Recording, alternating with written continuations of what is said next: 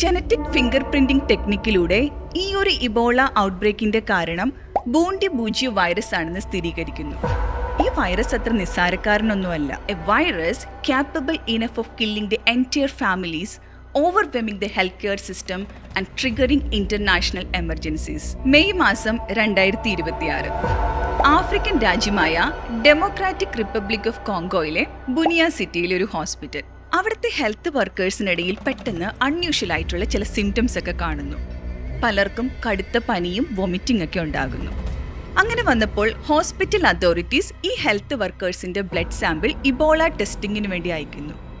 Surprisingly all test were negative. പക്ഷേ ആ ആശ്വാസം അധികമൊന്നും നീണ്ടു നിന്നില്ല. പിന്നീട് റീചെക്ക് ചെയ്തപ്പോൾ 13 പേരിൽ 8 പേർക്ക് ഇബോള സ്ഥിരീകരിക്കുന്നു.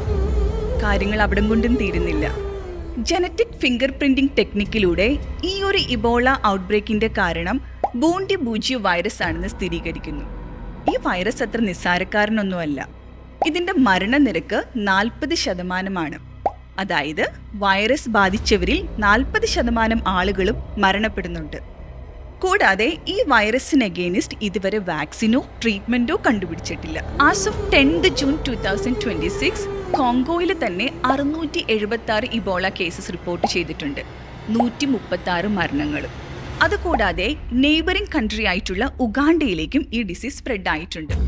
അങ്ങനെ വന്നപ്പോൾ WHO ഈ ഒരു ഔട്ട്ബ്രേക്കിനെ പബ്ലിക് ഹെൽത്ത് എമർജൻസി ആയിട്ട് ഡിക്ലെയർ ചെയ്യുന്നു. For doctors in Bunia, this was not just another outbreak of infectious disease.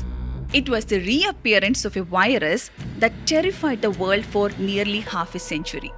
A virus capable enough of killing the entire families, overwhelming the healthcare system and triggering international emergencies. That virus is Ebola. What exactly is Ebola? അതിന് ഉത്തരം അറിയണമെന്നുണ്ടെങ്കിൽ ഒരു 50 വർഷം പുറകോട്ട് പോകേണ്ടതായിട്ടുണ്ട്. 1976 first ഇബോള case identify ചെയ്യുന്നത്.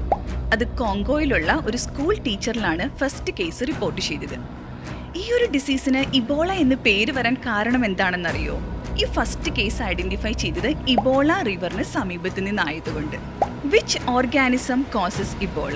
ഫൈലോവിരിഡെ ഫാമിലിയിൽ വരുന്ന virus ആണ് ഇബോള ഉണ്ടാക്കുന്നത്. ഇതുവരെ ഔട്ട്ബ്രേക്ക് ഉണ്ടാക്കിയിട്ടുള്ളത് മെയിനായിട്ട് 3 ടൈപ്പ് ഓഫ് വൈറസസ് ആണ്. Ebola virus, Sudan virus and Bundibugyo virus. ഈ ഒരു കറന്റ് ഔട്ട്ബ്രേക്കിന്റെ കാരണം ബൂണ്ടി ബൂജിയോ വൈറസ് ആണ്. ഈ വൈറസ് ശരിക്കും ഫ്രൂട്ട് ബാറ്റ്സിലാണ് കാണുന്നത്. അവരിൽ ഇത് അസുഖമൊന്നും ഉണ്ടാക്കാറില്ല. പക്ഷെ ചിലപ്പോൾ ഈ ബാറ്റിൽ നിന്നും ഇൻഫെക്ഷൻ ഹ്യൂമനിലേക്ക് ട്രാൻസ്ഫർ ആകാൻ ചാൻസ് ഉണ്ട്. അങ്ങനെ ഹ്യൂമനിൽ എത്തിക്കഴിഞ്ഞാൽ human to human transmission possible ആണ്. അപ്പോൾ ശരിക്കും പറഞ്ഞാൽ ഇബോള ഒരു സൂണോട്ടിക് ഡിസീസ് ആണ്. സൂണോട്ടിക് ഡിസീസ് മീൻസ് അനിമൽസിൽ നിന്നും ഹ്യൂമനിലേക്ക് ട്രാൻസ്മിറ്റ് ആകുന്ന ഒരു ഡിസീസ്. ഒരാളുടെ ഉള്ളിൽ ഇബോള വൈറസ് കയറിയാൽ അത് പെട്ടെന്ന് മൾട്ടിപ്ലൈ ചെയ്യാൻ തുടങ്ങും. ആദ്യം തന്നെ നമ്മുടെ ഇമ്മ്യൂൺ സെൽസിനെ ആയിരിക്കും അത് ഡാമേജ് ചെയ്യുന്നത്. അങ്ങനെ ഇൻഫ്ലമേഷൻ ശരീരം മുഴുവൻ ബാധിക്കുന്നു. നമ്മുടെ ബ്ലഡ് സെൽസിനെ ഡാമേജ് ചെയ്യുന്നു. അതുപോലെ നമ്മുടെ വൈറ്റൽ ഓർഗൻസ് ആയിട്ടുള്ള ലിവർ, കിഡ്നിക്കൊക്കെ ഡാമേജ് ഉണ്ടാക്കുന്നു. ചില പേഷ്യൻസിൽ സിവിയർ ബ്ലീഡിംഗ് വരെ ഉണ്ടാക്കാറുണ്ട്. ഇബോളയുടെ ലക്ഷണങ്ങൾ എന്തൊക്കെയാണ്? ഇബോളയുടെ ഇൻക്യുബേഷൻ പീരീഡ് 2 to 21 days ആണ്. അതായത് ഈ വൈറസ് ശരീരത്തിനുള്ളിൽ എത്തിക്കഴിഞ്ഞ് ഏകദേശം 2 to 21 ദിവസം കഴിയുമ്പോഴായിരിക്കും ഇബോളയുടെ ലക്ഷണങ്ങൾ സ്റ്റാർട്ട് ചെയ്യുന്നത്.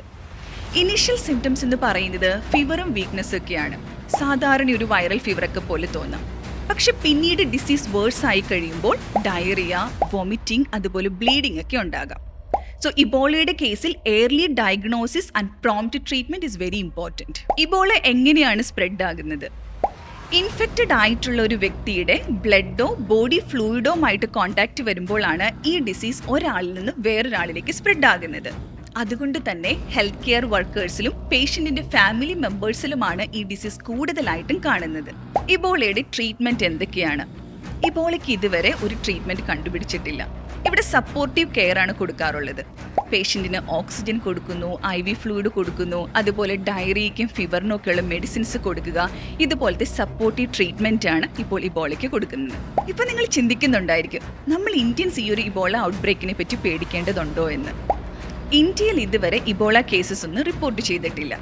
എന്നിരുന്നാലും ഇബോള അഫക്റ്റഡ് ആയിട്ടുള്ള രാജ്യങ്ങളിൽ നിന്നും വരുന്ന ട്രാവലേഴ്സ് ശ്രദ്ധിക്കേണ്ടതായിട്ടുണ്ട്. അവരിൽ ആർക്കെങ്കിലും ഇബോളയുടെ ലക്ഷണങ്ങൾ റിപ്പോർട്ട് ചെയ്താൽ ഉടനെ തന്നെ അത് ഹെൽത്ത് കെയർ അതോറിറ്റീസിനെ അറിയിക്കേണ്ടതായിട്ടുണ്ട്. അതുപോലെ ഐസൊലേഷനിൽ പോകേണ്ടതായിട്ടുണ്ട്. So the message is simple: stay informed, not alarmed.